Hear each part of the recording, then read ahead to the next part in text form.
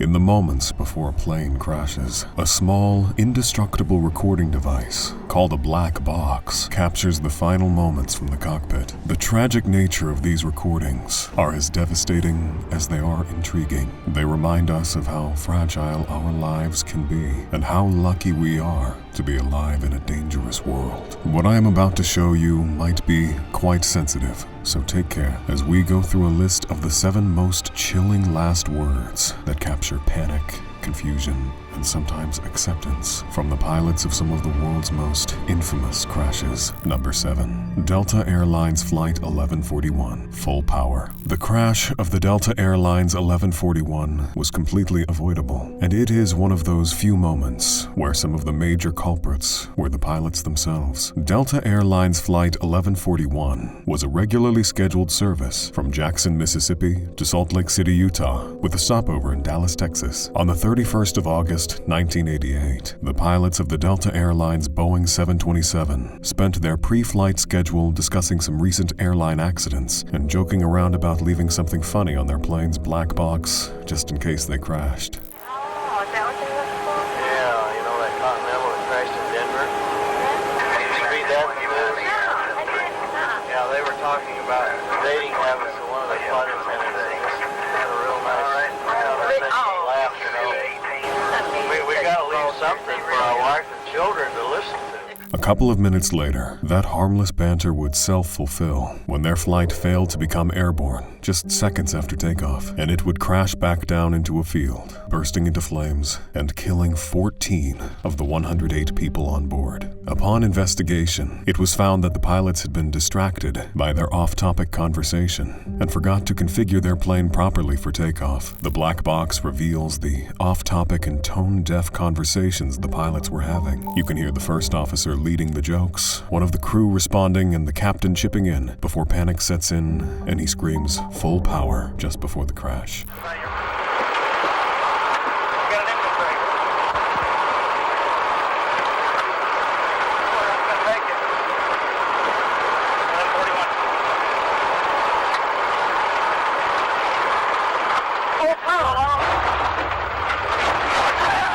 Number 6. Polish Air Force 101. Fucking hell. How many times do you hear that the president of a sovereign nation lost his life to a plane crash? Well, that's what makes this particularly tragic. Popularly referred to as the Smolensk air disaster, the official presidential plane of Poland was on its way from a memorial of a tragic event called the Katyn massacre when it crashed. On board this plane was Poland's sitting president, Lech Kaczynski, his wife Maria, the former president of Poland in exile, Richard Kaczorowski, the chief of the Polish General Staff and some other senior Polish military officers, the president of the National Bank of Poland, Polish government officials, 18 members of the Polish parliament, senior members of the Polish clergy, and relatives of victims of the Katyn massacre. Needless to say, it was an indescribable loss. So, what caused the plane to crash? You could blame the pilots, the weather, or both, because investigations into the crash found nothing particularly wrong with the plane itself. The pilots were attempting to land at a former military airbase in thick fog, but visibility was reduced to about 500 meters, 1,600 feet. So they chose to descend the aircraft far below the normal approach path, which caused it to hit a couple of trees, tip, invert, and crash into the ground.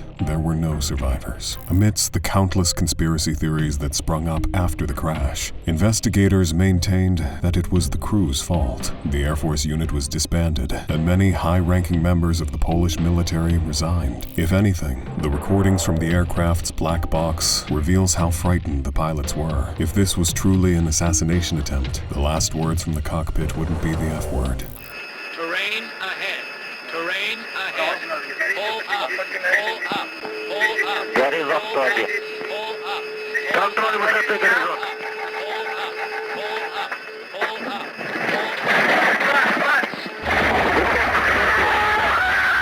Number 5. It's the end.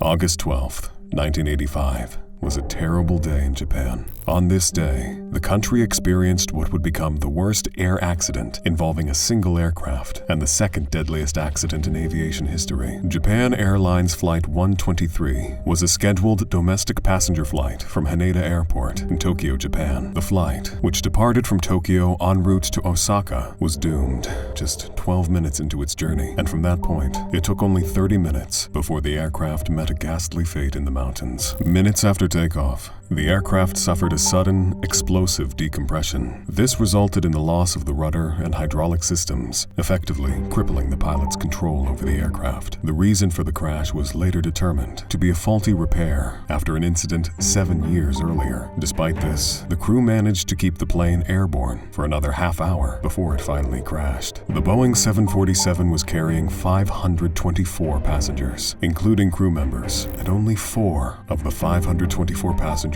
survived the deadly crash. Many of the passengers survived the initial crash, but Japanese forces waited too long to carry out a rescue mission, so many died while they waited. The last words from this flight, although spoken in Japanese, signified that the pilots had lost all hope as they waited for the inevitable to happen. All hydraulics failed. It's the end.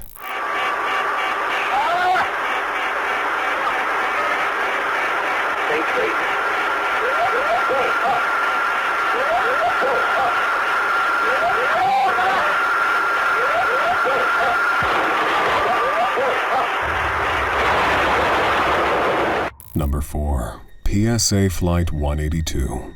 Ma, I love you. On the 25th of September 1978, America suffered 2 catastrophic fronts. A passenger airplane Boeing 727 collided into a Cessna plane flown by a student pilot and crashed down into a North Park residential neighborhood. The plane hit the ground roughly at a busy intersection, and flying debris struck numerous homes. 144 people in the plane and on the ground were killed. It was terrible. There were reports of body parts strewn about the neighborhood and fires everywhere. It would take several years for that neighborhood to recover, but those who live there now say that it has never returned to normal since the accident. So what caused the collision? It turns out many factors led to the crash, and almost everyone, except the innocent civilians on the ground, had a role to play in the crash that happened. First, it was discovered that the PSA flight crew failed to follow proper air traffic control procedures when the crew lost sight of the Cessna plane and failed to alert the air traffic control on the ground. Members of the air traffic control also cut corners instead of following due process, and the Cessna pilots changed course last minute and failed to notify the air traffic control of their course change. In the last moments on PSA Flight 182,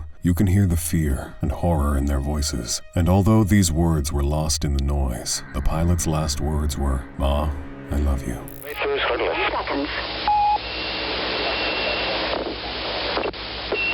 The time. We're going down. This is PSA. Okay, we'll call equipment for you. Number 3. We are going to invert.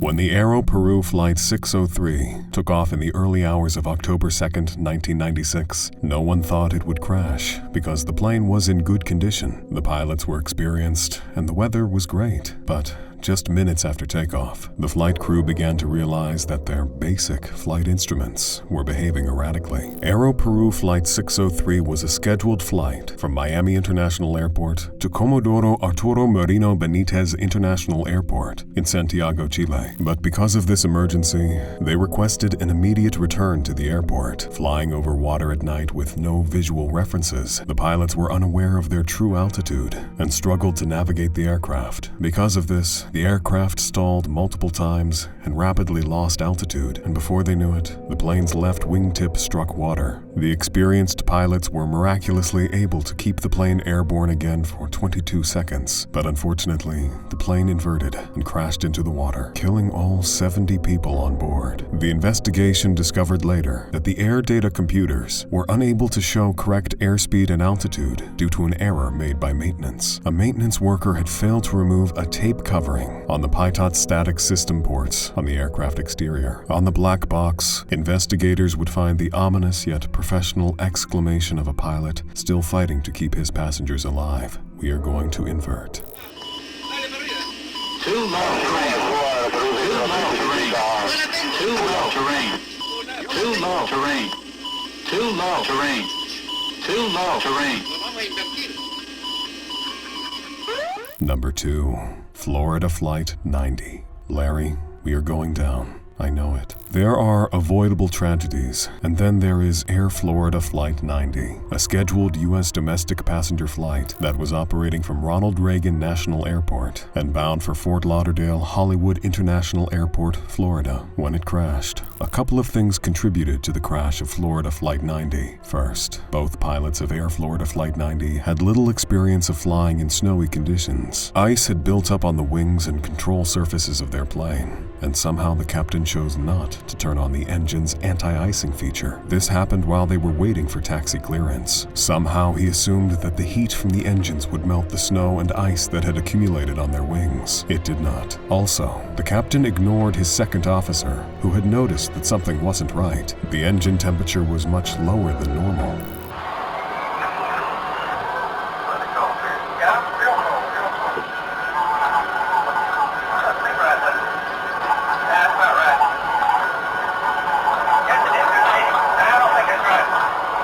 Instead of turning back and calling off the takeoff, the captain proceeded, and the aircraft struggled to gain height and never climbed higher than 352 feet. Eventually it crashed, striking the bridge which carries Interstate 395 between Washington, D.C. and Arlington County, Virginia. Only 4 passengers and a flight attendant were rescued from the crash and survived. In the moments before final impact, you can hear the cautionary voice of the first officer say to his captain, "Larry, we are going down." And you can hear the captain respond firmly, "I know it."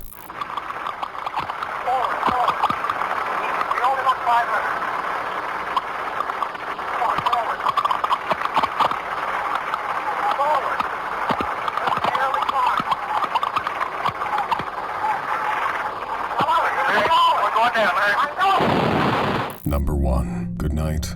Goodbye. We perish. LOT Polish Airlines Flight 5055 was an international passenger flight from Warsaw, Poland, bound for San Francisco, with a stopover in New York City. In the late morning hours of May 9, 1987, the LOT Polish Airlines Flight 5055, with 183 passengers and crew members on board, took off from Warsaw Chopin Airport. But unfortunately, the flight never left Poland because it crashed barely an hour after takeoff. An engine shaft exploded and disintegrated, and this led the flight into multiple catastrophic events, with the failure of the 2 left engines and an onboard fire, which destroyed all flight control systems. 30 minutes after the first engine had exploded, and after the pilot and the flight crew had tried and failed to salvage the plane, Flight 5055 crashed into the Kabety Woods Nature Reserve on the outskirts of Warsaw. The plane's black box later revealed that the flight crew had calmly discussed their options with air traffic control, and the decision was made to try to land in Warsaw, but the plane never made it.